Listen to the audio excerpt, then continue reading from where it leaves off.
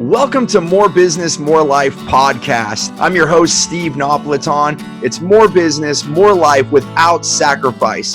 Welcome to the show. Welcome to More Business, More Life. And today I have Jeffrey Hayzlett on the show, and we're going to talk about how to take action during a crisis. How can we change and morph, and why do we do it? Which is more important than the how. And we're going to explain that so this way you can create momentum. Even when you might think that things are stopping, you can actually create momentum. So how do we do that in an authentic, compassionate way, no matter what's going on? So, hey, Jeffrey, welcome to More Business, More Life. Thanks for coming.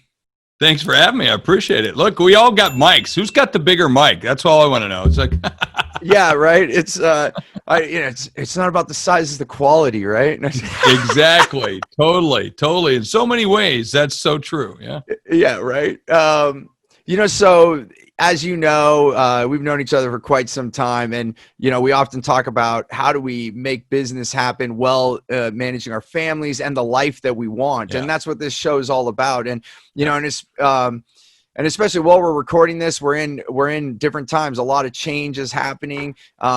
And I think this is something that could also be evergreen for us as we record this, because there's always crises, whether we're in a good economy or not. Who knows when people are going through crises? So this is not unusual for you and I. You and I've seen other times like this before.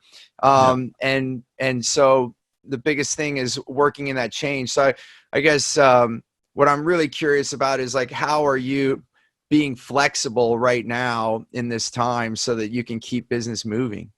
We talk about this. Everybody's talking about the new normal. It's always been the new normal. What are you talking about? Whatever it is, it's normal. It's just like when my wife grew up in a one-room schoolhouse. That's when she went to school in a rural part of South Dakota. And, and she lived in one place all of her life. And one time we were with some of her friends, and they said, well, geez, Tammy lived kind of an interesting life, but Jeff, you lived a different life. You moved around. That had to be weird. I go, no, living in one place is weird. That's your normal. My normal's different. For everybody's, it's a different normal. And right now, as we're going through this particular, time period, I've never been busier in my life. And, I'm running into the fire. I'm you're a business first responder. I'm a business first responder. Right. I'm not a doctor. I'm not a nurse. I can't even sew a mask, but what I can do is help people, and I can help businesses. And so that's what I'm doing. And I'm going to do it for as long as my voice holds up, until the last person is hanged off a Zoom call, and we're going to do it. So when you say, how do I respond? I get busier. Yeah. You go help.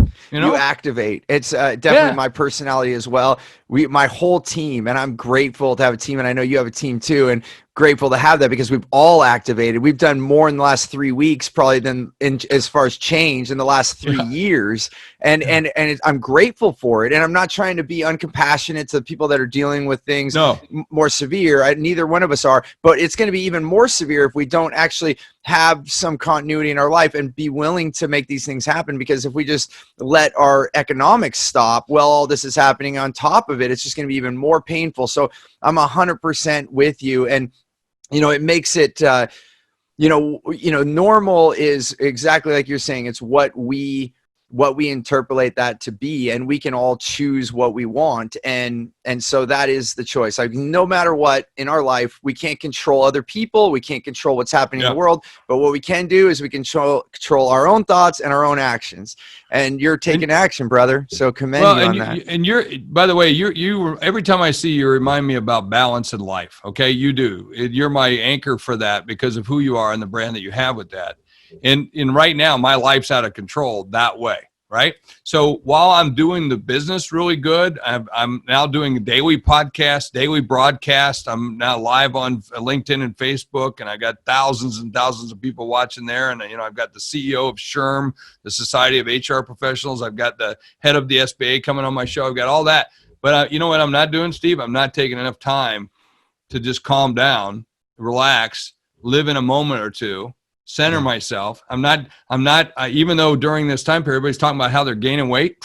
I've been eating like a horse, and I'm losing weight, and I'm drinking every night too. And, in a nice way, not a heavy way. So I get it, brother. It's that, Yeah. it's to calm the nerves too, just to have that nightcap. But the thing Well, is I like, like my nightcap. I like my scotch. I like my yeah, bacon and I like my scotch. Okay, let's that's just be clear. That's it, and it doesn't mean that you're like, I get what you're saying by clean. You're Yeah. respecting it. The thing about it is a lot of people look at me when they say, "Oh, more business, more life. You're the balance guy," and balance could be a word that you use, but I like to use the word integration, because there are times when I Yeah, pour that's a in better word. more and then I put in extra hours, but then I right before this, and I'm so grateful. I spoke in Namibia, and we took a month, and we had holiday, and I'm so grateful because now I wouldn't be able to travel. And so, I take substantial amount of time off at other periods of time. So, I'm okay with having that. It is this give and take, but it is important. And even just to say to you, because I love you, brother, is to Yeah. take those moments, even if it's 5 or 10 minutes. And I have been doing that, just to go. And I know you live on your property. I know it's been colder where you are than I am, but It snowed today. Are you kidding me? It's I, still snowing. April. Here it is in April. We're snowing. Yeah. oh my gosh. But just to go outside for a moment. Yeah. So, that's what I've been doing, because I've been activating more too, putting in extra hours, but I still try to take like 5. And sometimes I have to set a timer on my phone, because That's good. I go and I'm like, Yeah. oh, that's why I even have a turtle on my desk, a piece of art here, say, Steve, slow down, because I'm Slow such a down. machine. And I go outside for just 5 minutes, breathe, let the sun fall on my face, or, play a music, go, sit at the piano or do something. You know what I want to do? I want to What's that? clean my garage. That's what That's I what want you to do. that's what I do. That's my goal for this week is to get we live in South Dakota. I got a ranch, and park the trucks or something inside occasionally, and they get the mud and all that stuff. And I want to clean my garage. It's going to get up to 60 degrees, and that's my way of doing it. But even when we say take that 5 minutes, integrate. I love the word integrate, because you integrate. It's got to be a part of you. It doesn't Right. like, oh, I turn this on, I turn this off. You can Yep. never turn it on and turn it off. We never do that. Right. We might put it to the side or put it off, but I like the word integrate. And it's just I do that when I sit down at the end of the night, and I just pour myself a nice little glass of scotch, and I sit there and I think about the day, and I think about what it is. And this week, actually, I have gotten a chance to catch a few sunsets, because I got this beautiful sunset on the ranch. Beautiful. And I've had a chance to do that. And by the way, I'm also grateful you got home, because I was texting you and I were texting each other, and you were and I said, get home, get home. Right? It was wild. And I mean, that's a whole story, and to keep it short on here, but I had to change things. I was going to go from Namibia to Italy, so that was off. And luckily my family so far in Italy, they're all safe and healthy. So I ended up going to Germany and got to Barcelona to get home.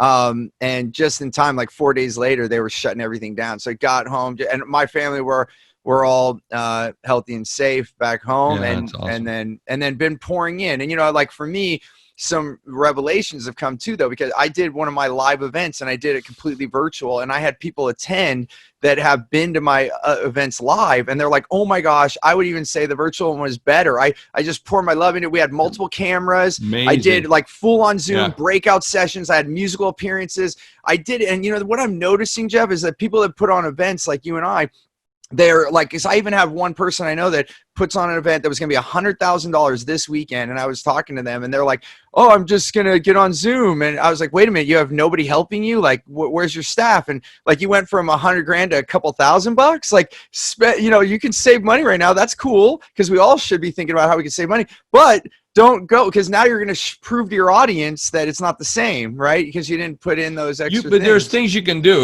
We have an event that's actually going on next week, and that event was going to be held in Norfolk, Virginia, and we called it the Battleship Forum. And at that event, and by the way, I'm going to lose about $600,000. It's part of the deal that you do, because we were going to hold it at the event. We had a couple hundred people coming. They paid $5,000 a piece to be there for a day and a half, 2 days. I had it held on the USS Wisconsin, the very first battleship that ever used drones or video in warfare, one of the most innovative battleships in the history of the world. And we're going to be on it. And I had 2 rear admirals. I had a commander of the worst ship in the United States Navy turned into the best ship. He was the commander of the USS Benfold, and He did it with the very same crew in less than a year. Turned it into the best ship in the Navy. Wow. I had the first F-14 female fighter pilot to ever land on an aircraft carrier. I've got ordnance officers, submariners. I've got captains in the Army. I have all kinds of battle-tested leaders who are going to present at this forum. Here it is live, and now we can't go. So I said, well, we're not canceling it. We're going to change it. And instead of doing it in 2 days, we're going to put it over 4 or 5 days, 1 hour every day. And we're going to have these speakers come on, still going to pay them, still going to do everything. And I'm going to have 16 different world-class thought leaders that are going to break up into breakout rooms afterwards to talk about what did we just hear, how can we apply it, come back, give those lessons, and we're going to do it all week, and we're turning to Battleship Week, all right? Beautiful. And we're giving it away for free. We're going to give it away for free. And why? Because we can, and because we should. Because right now, Steve, you and I, we do it differently, without question. We're business first responders. Right. That's what we are. We don't, listen, I'm not a doctor. I'm not a nurse. Okay. I don't even know how to sew a freaking mask. Okay.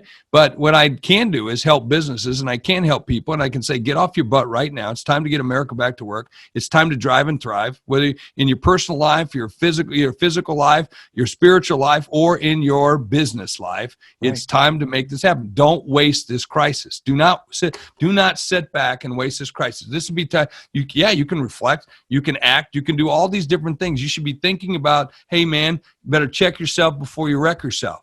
Right? That's what we should be doing now. Just because we're home doesn't mean we can't be active, right? Exactly. You're changing your environment, and maybe it's easier for you and I because we've been traveling people for so long, so we can sit up in a hotel and that's our office for the day. We're getting as much done, sometimes even more, because we're not distracted by other people at the office. But the thing is that it comes back to this whole normal thing. Allow yourself to get outside your comfort zone. I already have over a dozen epiphanies and things that I'm grateful for, that even when things open back up, I'm not giving up.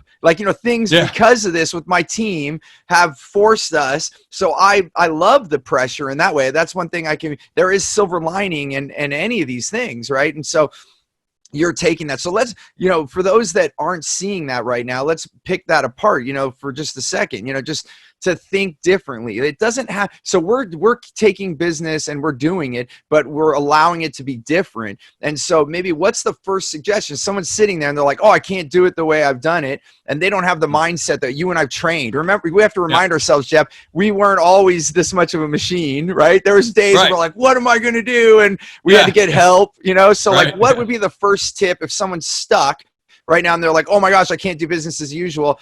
What would you say how can we help them get that first step if we were able to get them moving? So first of all is to frame what it is I want to get out of it. So what's my condition of satisfaction, right? So whether you have a physical office or a virtual office, you can still do business. Okay. It's just different. Okay, fine. It's different. So first of all, rephrase my thing is, what is it, the experience that I want to get out of it? What is it I want to have as a result? Oh, I want to have business continuity. Okay, great. So you can have business continuity from the home. All right. Look at me. Now that's the way you dress You dress that way all the time. You look like you just stepped out of a surfboard. I even put a collar on for you, brother. Exactly. Where I dress, I wear the same purple or pink shirt. So that way I don't have to decide. Okay. That's one. And I always wear a jacket. I wear jeans. That's what I have on right now.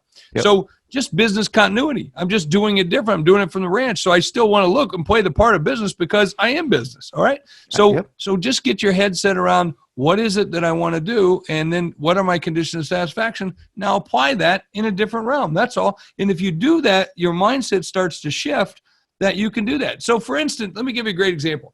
I got about 50 staff people that work us, and we get together 3 times a week. Well, or I'm on conference calls with them, and the kids walk by. I had one of their kids walk by in their underwear the other day in a conference call, right? Who cares? Right. Now, a month and a half ago, I'd be going, hey, Jennifer, let's talk. Okay. Maybe you can have the door closed. Maybe you don't want to do that. You know what I mean? We would have probably had, now I don't give a shit. Now I'm going like, it's life. That's the way it goes. Right. Who cares? Does it change my business? No. Okay. So, but she's still getting business. I mean, I can't even imagine having children and trying to work at home. And I know some of my employees right now want to duct tape their kids to the side of the wall. Right? Yeah, because they're just not used to it, right? It brings me to Patagonia, which here made to $1 billion business, but in the '80s, because they were all having babies, so these are young mountain climbers. They started having their families, and they're like, "What do we do? Okay, bring your kid to work." So they would just naturally do that, and then they ended up keeping it that way, and they had childcare since 1984 on campus, and they said it brought life into the business because you saw life. Sometimes we get so far away from our families that we forget, why are we even doing this, And so I love what you just said. Bring it back. Although there's some interesting pieces to it. Let's be clear. I'm on a conference call with a woman exec the other day, and she's a fairly big gal all the way around, and a wonderful gal. And then I'm having a conference call with her, and in the background, her son comes out, and he's wearing a towel, and it looks like he just came out of the shower, and he's carrying his mother's bra, which is this big red bra. Okay. Right. And as I said, she's a fairly big gal, and he starts waving it behind her in the conference call. And then his towel drops. He's butt naked, and he's shaking his little 7-year-old butt. Okay. Yeah. And I finally said, I'll just say Alice. I said, Alice, you might want to turn around and just see your background right now. And she went wacko crazy. Look, she screamed and she started. It was funny, And to me, that's okay. That's all right. It is, but you're right. Like, I mean, even we can have our family there. Like, so I'm home with my family. I've been, because I have the acreage and I have executives come on the property here. I've been working at home for years, but we just have a rule. Like, when Dad's door's shut, he's working. Only come in if it's an emergency. Pretend he's at his office, because I used to have my offices, so they're used to that. And once they got used to that, it's like, we have a normal protocol. Now, things happen here and there. One of my friends who's a speaker, he was doing a virtual event. It was live, and his 2-year-old somehow snuck away from his wife and came in and then decided to drop his pants. The same thing as you did. So, stuff happens, but, and then how you react to that, is like, hey, give me 1 second. We're all human, and many of us are parents, or we've been kids ourselves. And, so you just move. If you go ballistic, it also shows your personality, right? So, but I think these are all things, again, that it's just different, but it doesn't stop us. We could choose to let us stop us. There's so many things we could choose to let us stop us, even when the economy's good, right? We could have all kinds of reasons to say no, but it's time to say yes, and it's time to figure it out, and that's what also puts the pressure on. When this pressure is on, then there's no denying that you have to, whereas other times maybe it's not as much of a choice. So it's a beautiful thing. And like I said, and just the other thing, just to echo what you said, just to put this back in field, it's what do you want? I love that you said that. Put it in perspective, because sometimes, and this goes even to all the fear and all the things that are going through people's mind. Even when that happens to me, that's when I do exactly what you just said, Jeffrey. It's like, I say, wait a minute, what do I want? Yeah. And then it moves my mindset, because we could sit, and especially if you're sitting around, then you're going to get deeper into a wallow if you let yourself, the activity. I mean, we got into a conversation today with the team. The team was talking about this program that we're actually doing. I think it's today, it's tomorrow. And another team member threw it in the middle of the day. And where we've got back to back meetings with our public groups. So we're doing these huddles with each of our groups, with our Hero Club, our Thought Council, and then they threw this in, and then we had then there's another event, and then there's another one on top of that. And everybody was upset that, it's going to be rushed, it's going to be done. I said, whoa. And they were yelling at the fact that, you didn't take care of this, you didn't do this, you didn't. Whoa, I just said, what is it we were trying to get done? Why would she have scheduled that? And then I actually didn't even have to say that. Two other staff members said, we're trying to keep the revenue going, guys. We're trying to keep. And then I said, listen, do you think she said, oh, let's do that to screw up your life and to screw you up, and let's do that so that you're so busy you can't even go to the bathroom in between the calls? Do you think that he said, listen, I feel like that all day because I'm doing this all day, right before we jumped on this call, I said, guys, I got to rush to the bathroom, and my point is, what was the intent, yes. Or what do we want to get out of it? And if you think more like that, and you ask the what's or the whys, rather than always focus on the hows, or the do, the things on the list, I think you get to a better place. Like, what is it that I want to come out of it? What is it I want to do? Why would I want to do this? And then I think that's a better question. And that, by the way, I think that centers you. I think that makes that, you use the word integrated. It integrates you into that kind of thing, and it makes it easier to make the decisions and a lot calmer. You don't get emotional about it.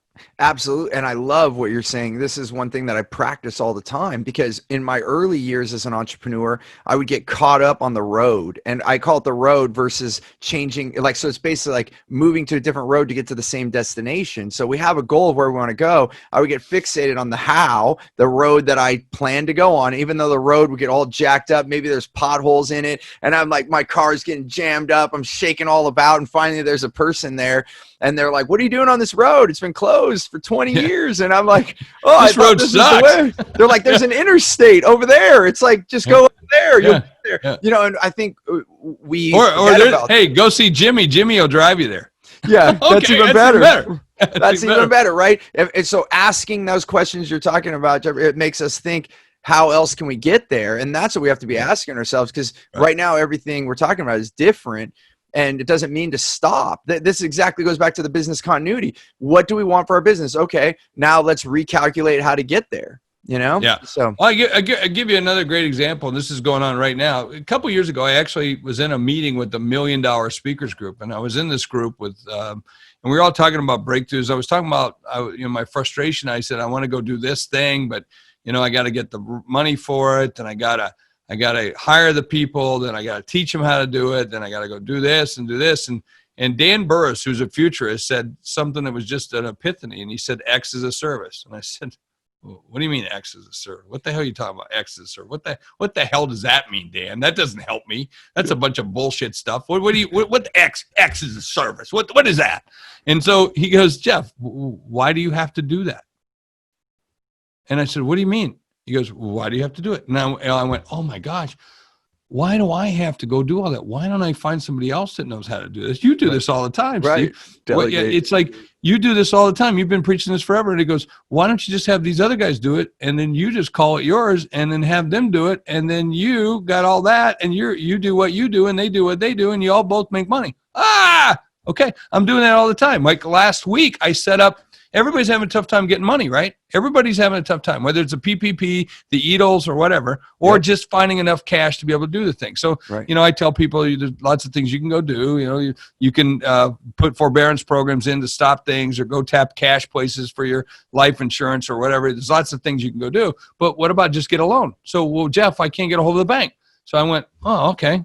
Well, I'll start a bank. Well, I can't start a bank. So I went to somebody that has it, and I said, I want to create something where I can send people here. And I found somebody that can do 25 up to 25 different banks that will send them a loan, vetted funding. And I started csuiteloans.com.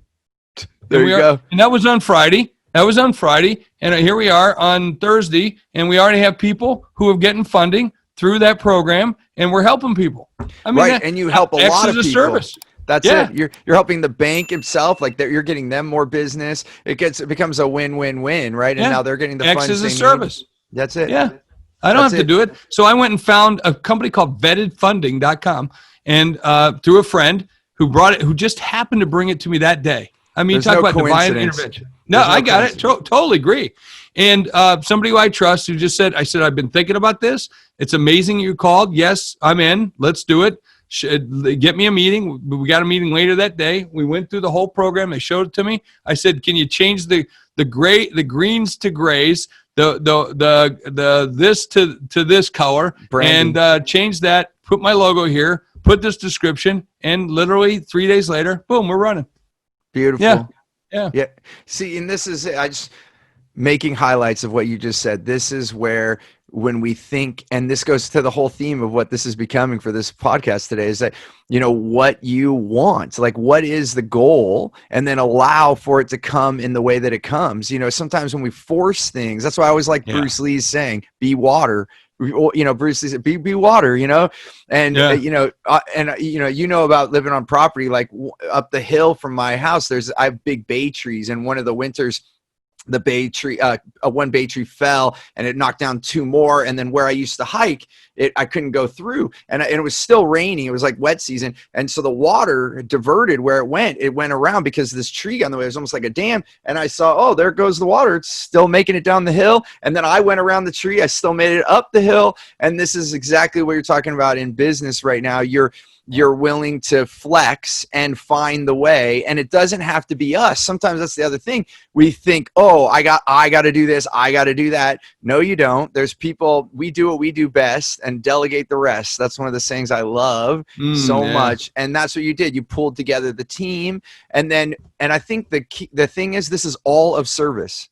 Let's just bring this back. All of service, because when you go, how do you make partnerships happen so quickly like this? You went to this lending institution. You're like, how can I help you get more loans? Right? Because that's how they do business, right? Yeah. Then you're like, you have other people in need. And this is why you even sought this out, because they're like, I can't get enough funding. So you're like, well, how can I solve this? Oh, let me find this. You're bringing all these people together, and it's all of service. That's why it works, because you're caring about all the people involved and everyone wins. And this is why this goes to your book, The Hero Factor. We're not doing business just to make money. We're doing business. Yes, we're going to make money to provide for ourselves so we can all keep doing what we're doing, but you're doing it of service of everyone. And that's why it moves so fast. That's why in 1 week you were able to turn this around, because everyone wanted it. Everyone wanted it.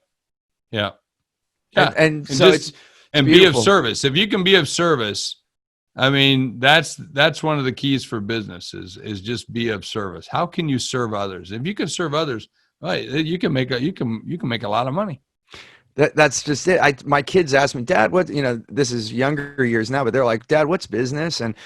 And I'm like, it's helping people. Like, as long as I've always believed that if I can help people, then I'll always have business. Even when I lost, when I went into downfall, my lowest moment of business, and everyone's asking me, are you going to go get a job? And I'm like, what? It was like so Greek to me. Talk about being different, right? Like from the living in the same place to living all over. That was like them speaking a different language. I had no comprehension. I'm like, no, I'm just going to call people, ask them what they need. I'm going to help them, and I'm sure I'll be okay.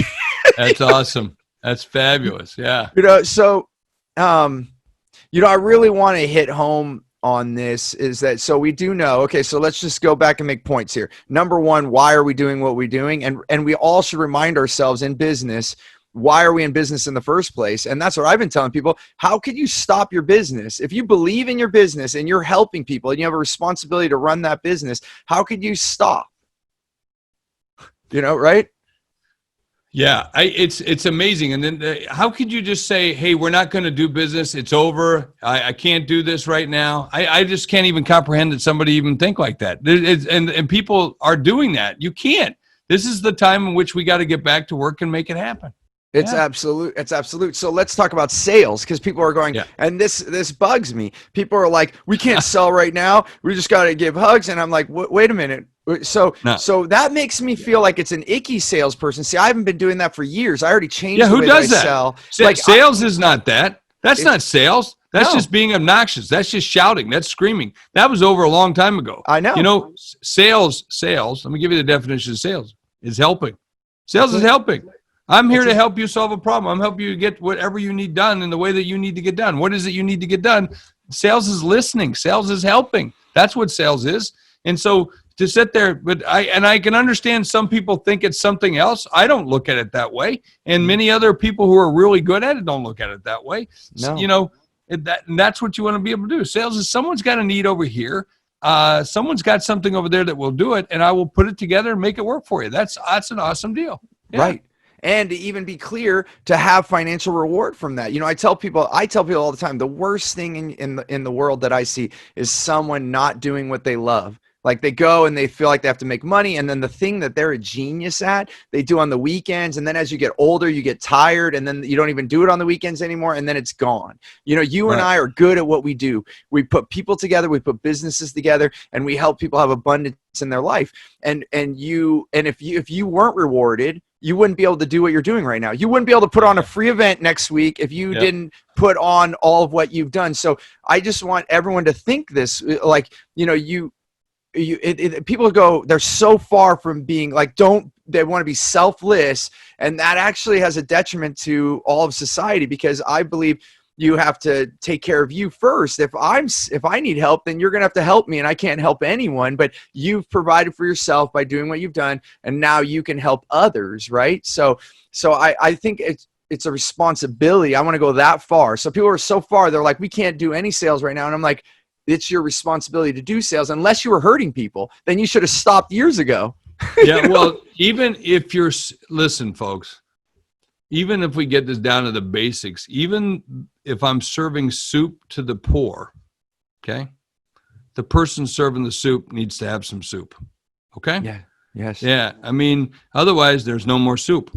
Okay. So we have to be able to do that. And by the way, for you to be able to make money now is just as important as anything else. I mean, what will happen to this economy? What will happen to this world if we don't utilize the free enterprise system and make it work? I mean, there are still lots of other great opportunities out there. I'm not saying take advantage of anyone, to be mean to other people. Agreed. No, do the things you were trained to do, and do them as well. I have people who are counting on that. And if I were just to stop, that would impact more than certainly 50 lives of the people that work for me, but more importantly, it would affect tens of thousands of others who are part of our network and what we do. And my job is to give them, as a thought leader, my job is to give them hope, dreams, to give them inspiration, to give them motivation, to give them education. Okay. And to provide, some like beacon hope that, we're doing this. And I know that works because I'm getting calls all the time. I'm getting notes from people on LinkedIn and Facebook and Instagram and everything who are writing to me and saying, thank you. Yep. I was feeling down before. Now I'm not feeling down, Yep, I'm getting the same. I can't keep track. I'm overwhelmed by all the messages right now. I usually can get at least through my text messages. It's like hard to get through all my emails, but now I can't even get through all my text messages every day. It's because it's the same thing. We're putting positivity out there. So I think all of this boils down to what we started this session with, is that it's, why are you doing it? And if you believe, so just everyone out there, you should think to yourself, why did you get in business in the first place, or even work for the company that you work for? If you're finding yourself being inactive, like what was your mission, your core purpose in the first place? And then pour in more now than ever. People need more help now than ever. And this is why you and I are doing more activity, and we're putting more hours in, because we feel responsible, to and right now, I mean, I even, get mad a little bit, with my team, because I saw them sharing memes and stuff like that. And I said, guys, we don't have time for that. Stop. But we do have to have time for that. We have to have time for people to do the things they want to do and feel loved and appreciated and have fun with their friends and so forth, just like they do, normally. Although I have had discussions around, hey, right now, we got to work harder than we've ever worked in our lives. We got to do it. We got to make it happen, because, the alternative sucks right now. They do, depending on when you listen to this or see this, 5.5 million people just applied for unemployment. 6.6 the week before. No. Yeah. No, sorry. No, I don't accept that. I'm sorry. That's 5.6 and 6.6 million people, more people than I care to see. I'm with you, and and I'm totally with you. And it's like saying the doctor, someone's coming in bleeding, and they're like, "Oh, I'm sorry, I'm on break." You're like taking it back to that. Yeah, we're not doctors and nurses or practitioners in that way, but we can give where we can. And I think that the people that are showing up, they're giving with their talents where they are. The only caveat to all of that is I'm still trying to take enough time for myself, because as you have to, because if you burn yourself, then I got you for these 3 weeks or 4 weeks that you went solid, and then now Jeff has to go lay in bed for a week because we didn't take the little times to recover. My team is that way. They're calling me right now, Jeff, please rest, please sit down, please. They see when I go off the deep end, and I do. I'm not perfect by any means, shape, or form, so I get a little grumpy sometimes. But they're like, because I can't get sick, I can't get hurt, I can't go down.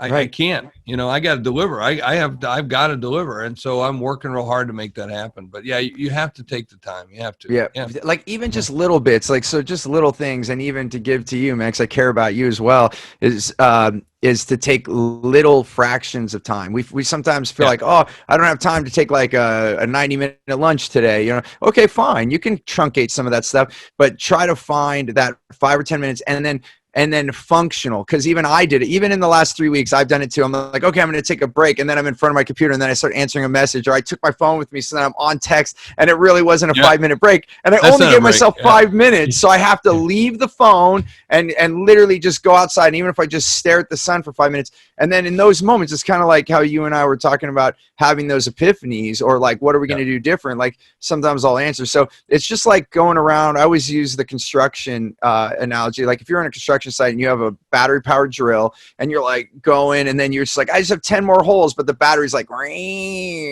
it's not doing service to anyone. And you're not going to get the holes filled. You're not going to get them done. That's it. I posted something on Facebook the other day. I said, what's your sign? Because every once in a while, when I'm not feeling good or I'm just like whatever, I look outside, and where I live, where you can tell, I live in South Dakota, Native American. Every once in a while, I'm not feeling, and just at the right moment, there goes a bald eagle, and that's my sign, and it's like, it's my sign that everything's good, man, everything's good. And so, I did a little video about that, because I think we should always be looking at my daughter, my daughter, Lindsay. Yeah. And her big thing is signs. She takes pictures of signs, stuff like that. And I maybe that's interesting. I picked that up from her. So, what's your sign? And, we all should be looking for those little signs throughout the day. Now, her big thing is her grandmother died. And when her grandmother died, my mother, she took care of her. She was a caregiver of my mother when she died, and she had leukemia, and she lived with her and took care of her. And she was, not to say that of the grandkids there's a favorite, but she was the one that named my mother. Now, my mother's name was Henrietta. Okay. But my mother's from down south. And so when Lindsay was born and the other children were born, what do you call her? And my mother always calls the children Darlin. Hi, Darlin. Right. And so guess what they called her? Grandma Darlin. That's it. And so when Darwin died, she said, hey, wherever you see a penny, she said, that'll be me. And now Lindsay sees pennies everywhere. Right. And they're always heads up. They're always heads up for her. And so that's her sign, and then I took on this whole nother meaning of signs. What are the signs that we see every day that we ignore? No different than I wrote in my last book about Bubba. The lottery comes up. The lottery comes up. Yeah. And here it is, $400 million, and he goes to church and he prays, and dear Lord, let me win the lottery. Lord, I want to win the lottery. I'm a devout Christian. I love you, Lord. Just this one thing, let me win the lottery. And so Saturday night comes and goes. No, he doesn't win. So Sunday morning, gets down on his knees, prays again. Let me win the lottery this week. On Wednesday, the thing gets up to 150 million, and then they announce the winner. He doesn't win. So Saturday night, he gets down on his knees and he says, bro, dear Lord, let me win. Let me win. And of course it gets up to $400 million, and it comes, goes, doesn't win. And then he goes to church the next day, gets down on his knees, and he prays, dear Lord, what's the deal? I'm a good Christian. I've given you everything. I believe in you. And then all of a sudden God spoke to him and said, Bubba, you got to buy a ticket. You got to buy a ticket. You got to get in the game, man. And so, how many of us see these signs every day? How many of us hear this advice that we're giving to you right now? These pieces of nuggets, or that Steve provides to you every single day, in his programs and his work, and occasionally you might get from a person like me or the other guests that come on here. How many signs do you need? How many signs do you need to be? How many times we got to tell this to you, or give it to you, or point to it, or draw it, or paint the picture for you? It's all right there. It's right there, and I buy a ticket. Buy a ticket. That's it. You got to take the first step too, and then and recapping, not be so stuck on the how. Just you got to take action. If you don't do, if you don't have any movement at all, then obviously nothing happens, right? There's got to be some momentum. that occurs. Like people even think they're like, oh, you're the freedom guy, so you just sit on the beach, and it's like, no, that's not true. It's I call it structured freedom. I have my freedom. I can go do things when I want to, but because I run my businesses with the structure. So I'm a very active person.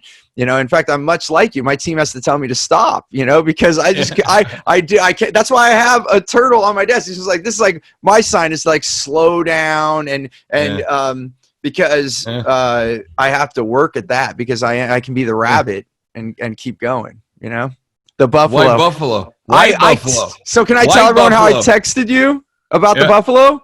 And then we'll talk about the white buffalo. So I heard many years ago, and when all this started happening, I thought of Jeffrey Hayzlett right away, because I was like, oh, this is the buffalo. Like, so I was told many years ago, and I had to ask Jeffrey, this is true. But when a big storm comes, the cows will run away from the storm. Especially in the flatlands of the United States, they can see it coming, so they start running away. Well, when the buffalo see it, they run towards the storm. And when the storm comes, then the cows are in it for quite some time, but the buffalo are already through it because they just ran right through it. And I was like, this is the time of the buffalo. We got to just run through this.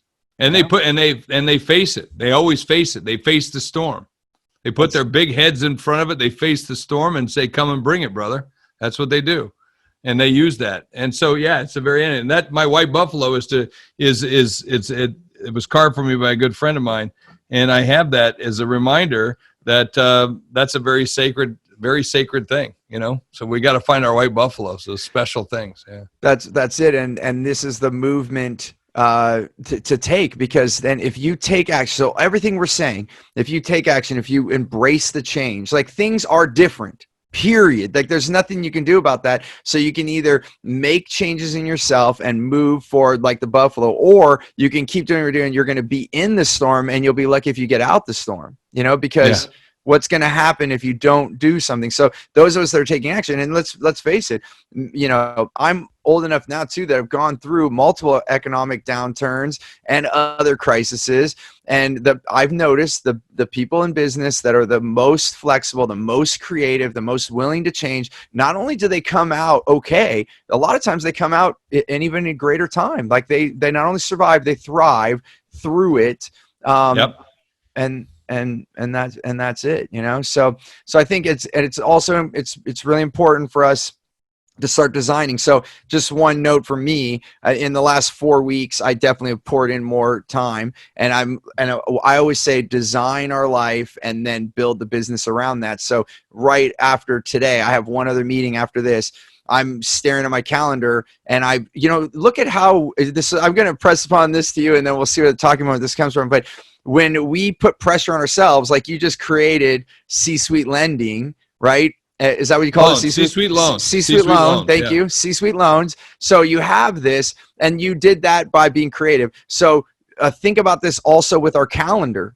I always push myself too. I'm like, okay, I know if I give myself all day, I'll take all day. But if I tell myself, okay, I'm going to do it in this period of time. So I did put in the coals, I did put in extra hours, and now it's like, okay, now let's stabilize this new section.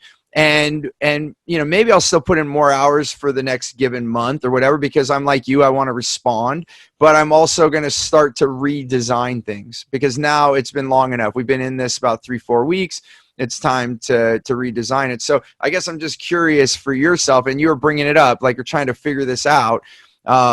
Do you have any idea? Well, I know you're going to clean the garage, so you're going to like do it a little bit at a time, or you're going to do it all in one swoop, or what are you going to do? No, I'll do it all at one time. I got my brother-in-law's here staying with us during this time period, so he's going to help out. That's going to be great.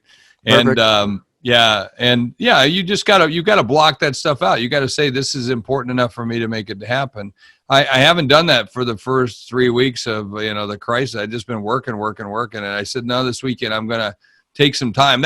And by the way, me doing physical things, that's my time. I like that. And that makes me feel better, and just feels better as a person and contributing. But, and not to mention the garage needs cleaning, So and on top of that, think of what we're doing. Like, if you were doing physical labor, building something, then you would want to do something sitting down. You're sitting down. Sure. We're in interviews. We're on phone calls. Yeah. Even if you walk on the phone call, it's not the same. So to go do something physical is the opposite of what we've been spending our hours. And that's hard because, we're talking all the time. So a lot of times, like last night, my wife came up and just started asking me questions. I'm going, no, I can't. There's nothing And left. then I had to, I'm no. Everybody's asking me questions all day. No, I don't, but then I have to say no.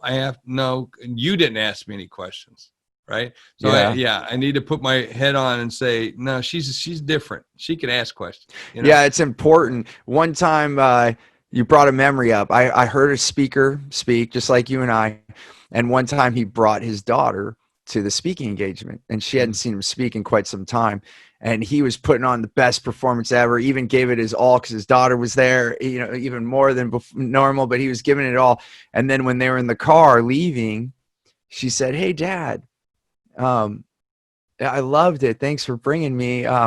I'm just curious, how come you don't act like that at home?" Like that was so, like basically, and I can't remember exactly what she said, but it was basically he had the aha moment. He's like, "Oh crap, I show up for my work more than I do for at home," and that never left me. I don't even remember who the speaker was. I don't remember. But that's one of those moments. Like, Steve, I know you're tired. You just put all your all into your business, but you got to show up for your family now.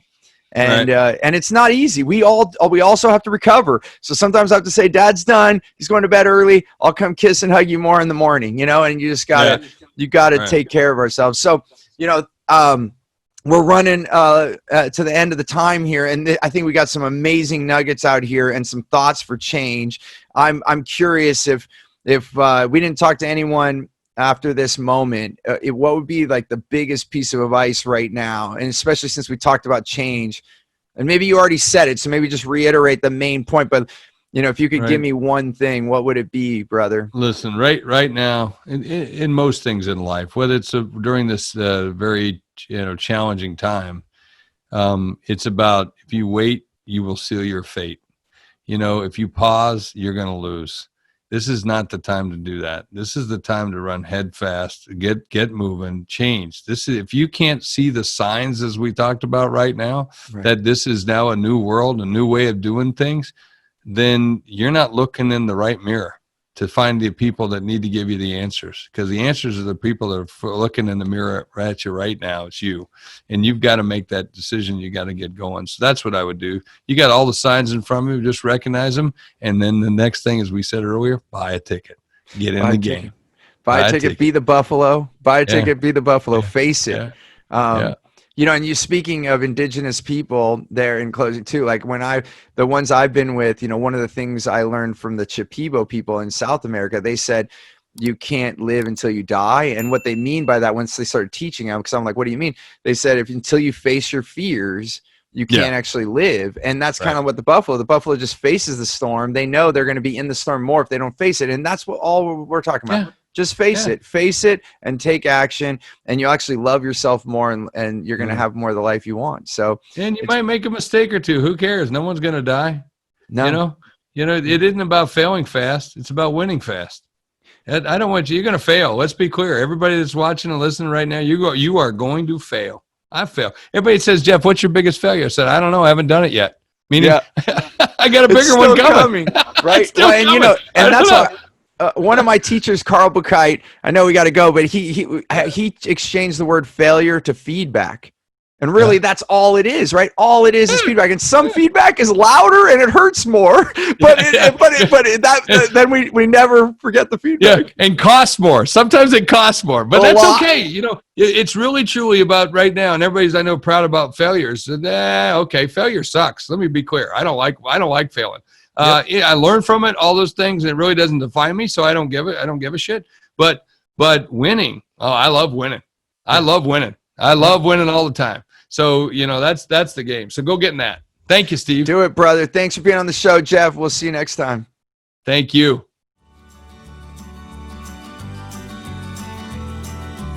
Thanks for listening to the More Business, More Life podcast. I hope you got value, and if you did, we have so many more things for you at stevenapolitan.com. You'll be able to connect with us on social media. We are active.